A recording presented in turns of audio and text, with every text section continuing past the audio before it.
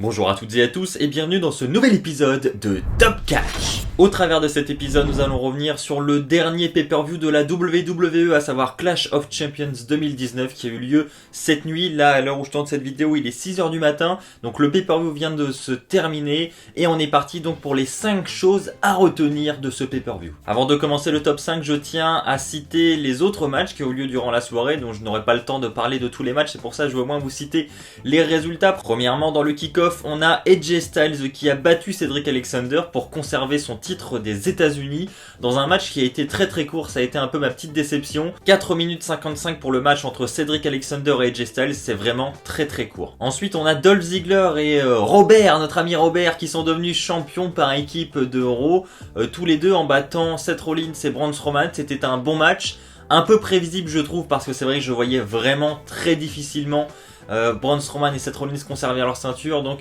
un peu prévisible, mais il y avait quand même une sorte de suspense durant le match et j'ai passé un bon moment à regarder ce combat. Donc c'était un bon point également, un point à retenir de ce Clash of Champions. Ensuite, nous avons des nouveaux champions par équipe du côté de SmackDown. Les Revival ont battu le New Day à ma grande surprise. Je ne m'y attendais vraiment pas, j'avais vraiment mis toutes mes pièces sur le New Day, donc grande surprise pour moi. C'est cool pour les Revival, ils le méritent très clairement parce que bon, ils ont eu les titres par équipe du côté de Raw dernièrement, mais ce n'était pas encore un règne exceptionnel et on sait que c'est une équipe de talent qui nous vient tout droit à la NXT, qui nous a proposé de grandes choses à la NXT, donc c'est vrai que c'est toujours dommage de voir des équipes comme ça un peu gâchées dans le roster principal, et donc là ils ont un nouveau tremplin vers peut-être un long et bon règne, donc on l'espère pour eux. Ensuite, Alexa Bliss et Nikki Cross ont conservé leur ceinture face à Mandy Rose et Sonya Deville dans un très bon match avec beaucoup de suspense. J'ai cru vraiment à la fin que Mandy Rose et Sonya Deville allaient devenir championnes par équipe féminine, mais en fait non, au dernier moment on a Nikki Cross qui intervient pour ensuite faire un swinging neckbreaker je crois, pour le compte de 3 et la victoire de Nikki Cross et Alexa Bliss. Franchement un très bon combat. Et enfin The Miz contre Shinsuke Nakamura pour le titre intercontinental. J'espérais vraiment que le Miz remporte cette ceinture et malheureusement ce n'a pas été le cas. C'est Shinsuke Nakamura qui est ressorti vainqueur après un Kinshasa. Et voilà, donc je suis un peu déçu pour ce dernier point. J'espérais vraiment une victoire du Miz parce que j'en ai marre de voir le titre intercontinental être enterré de semaine en semaine.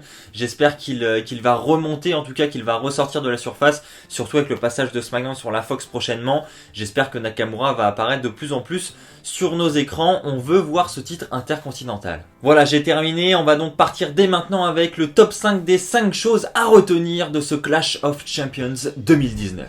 Premièrement, je voudrais parler du match entre Bayley et Charlotte que je trouve vraiment très humiliant pour Charlotte et franchement je n'ai vraiment pas compris ce qu'ils ont essayé de faire. Alors pour être honnête, j'avais pronostiqué Charlotte pour ce combat, je pensais réellement qu'elle allait repartir championne de SmackDown. Oui, encore une fois, je sais qu'il y en a beaucoup parmi vous qui en ont marre de voir Charlotte partout. C'est vrai, ça peut être agaçant, mais d'un autre côté, moi j'en ai un peu marre de voir Bayley championne où il ne se passe rien durant son règne.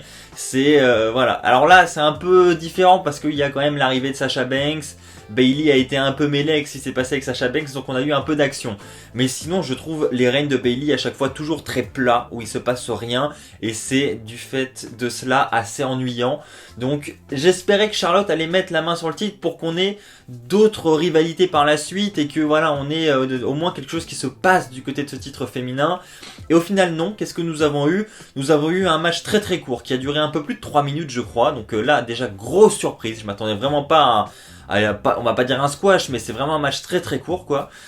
Et donc ça se termine avec Bayley qui, encore une fois, adopte une attitude de heel où elle va retirer la mousse du coin et ensuite projeter Charlotte dans le coin en acier. Et donc elle fera juste après cela le compte de 3 pour la victoire. Donc voir Bayley tricher, c'est pas du tout dans son habitude. Donc là, elle est vraiment dans son nouveau personnage. Et bah c'est cool parce qu'au moins on voit une nouvelle Bayley et je me dis voilà, peut-être qu'il y aura d'autres changements par la suite, qu'on va découvrir une toute autre Bayley dans les semaines à venir, et je l'espère. Mais en tout cas c'était vraiment court et je trouve ça dur pour Charlotte de perdre en un rien de temps comme ça. Je ne sais pas comment ça va se profiler par la suite. Est-ce que Charlotte va avoir un rematch?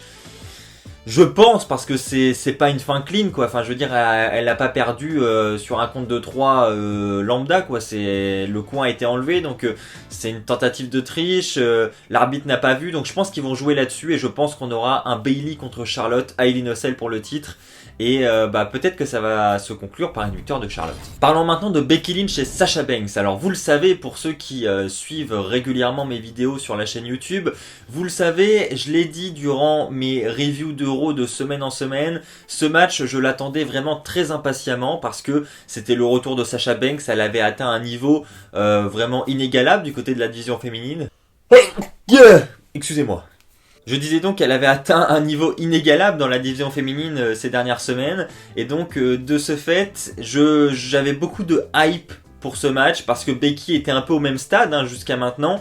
Depuis WrestleMania, elle était vraiment au top, donc on avait vraiment deux superstars au top qui s'affrontent, et donc forcément on se dit mais qui va ressortir vainqueur? D'un côté on a Becky qui a atteint un niveau de crédibilité monstre depuis WrestleMania, et de l'autre on a Sasha Banks qui vient de revenir, qui a fait un heel turn et on la voit difficilement perdre, donc forcément on dit qui va ressortir vainqueur.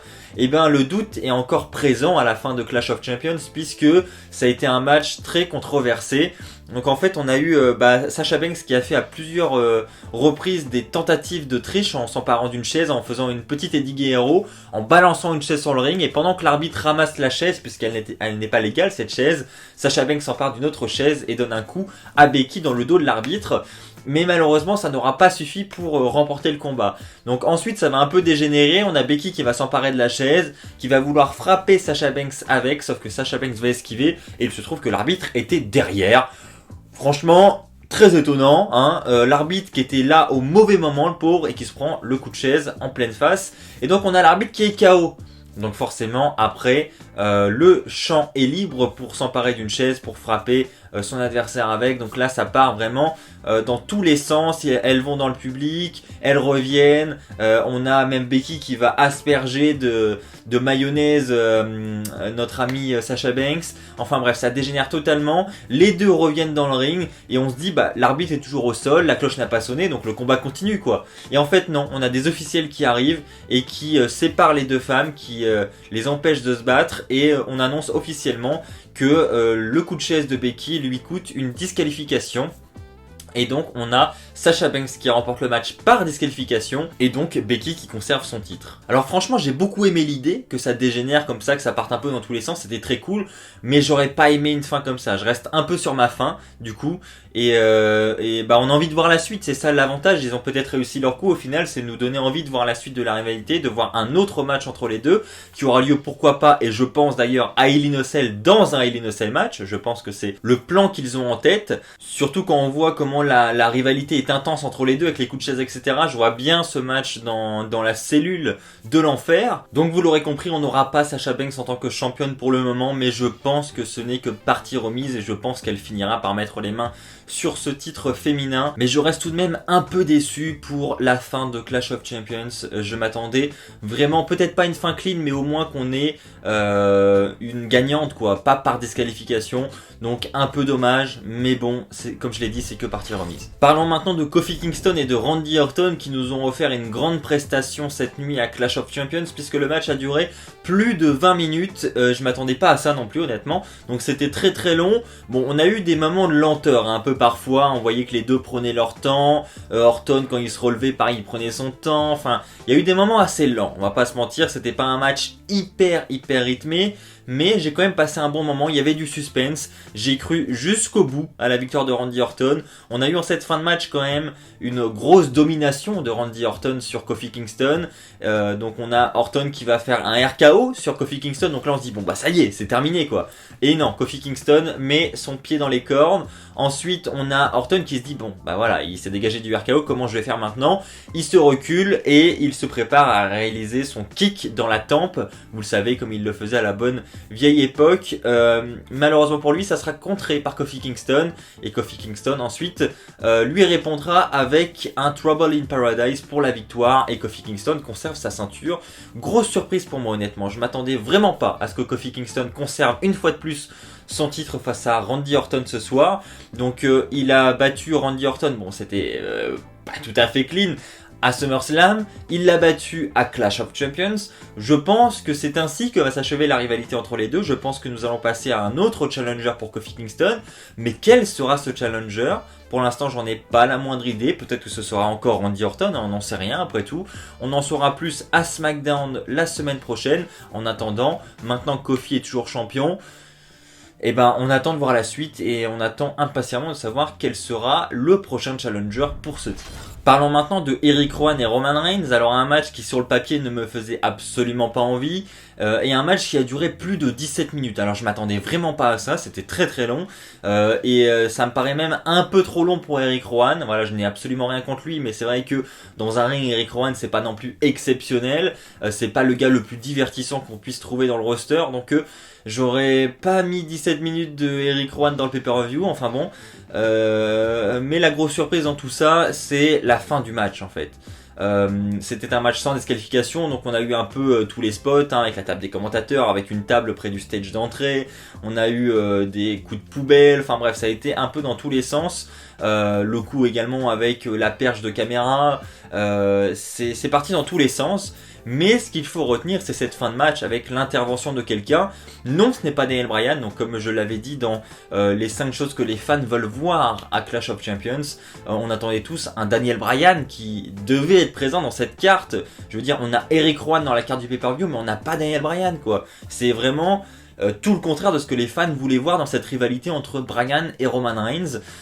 Donc pas de Bryan, mais en revanche on a le retour après plusieurs mois de Luke Harper qui vient aider son ami de longue date avec un Bigfoot premièrement, et puis ensuite il va tout simplement offrir la victoire à Eric Rowan, et on a Eric Rowan qui va battre Roman Reigns sur le ring pour le compte de 3. Donc il va vraiment faire le compte de 3 sur Roman Reigns, donc ce n'est pas n'importe quelle victoire, hein, même si ce n'est pas clean, c'est quand même Eric Rowan qui bat Roman Reigns, quoi. C'est ok, bon, je n'aurais jamais cru voir ça en 2019, donc grosse surprise.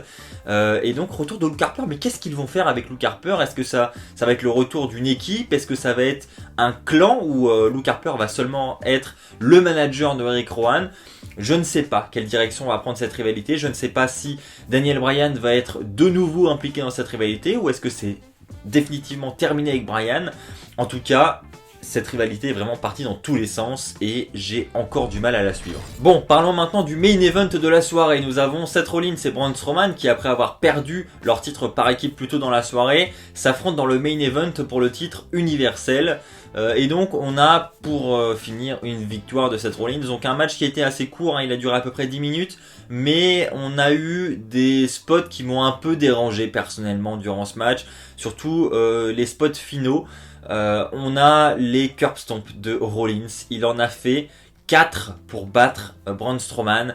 Je veux bien que ce soit un monstre, mais c'est exagéré. Il en a fallu plus pour battre Strowman que pour battre Lesnar. Et pour moi, je trouve pas ça hyper normal. Parce que je trouve que niveau crédibilité, Lesnar, il est vraiment au top de la fédération, quoi. C'est vraiment le mec depuis 2012. Il est de retour et il a battu la streak. Enfin, je veux dire, il a accompli plein de choses qui font que c'est le mec qui a la crédibilité la plus forte de la fédération. Et les 4 curb stomp pour Strowman contre 3 seulement pour Lesnar, je chipote un peu, mais ça me dérange un peu. Voilà, je trouve que c'est un peu abusé et c'est un peu trop extraordinaire. Du coup, le curb stomp de Rollins perd lui aussi de la crédibilité parce que voilà, je veux dire, c'est un finish normalement, il en faut 4 pour battre quelqu'un. Voilà, je trouve pas ça hyper logique. Mais enfin bon, quoi qu'il en soit, victoire de Seth Rollins, et ce que l'on va retenir, c'est la fin de ce pay-per-view, alors que Michael Cole nous dit bonsoir à tous et qu'on croit qu'on va terminer le pay-per-view.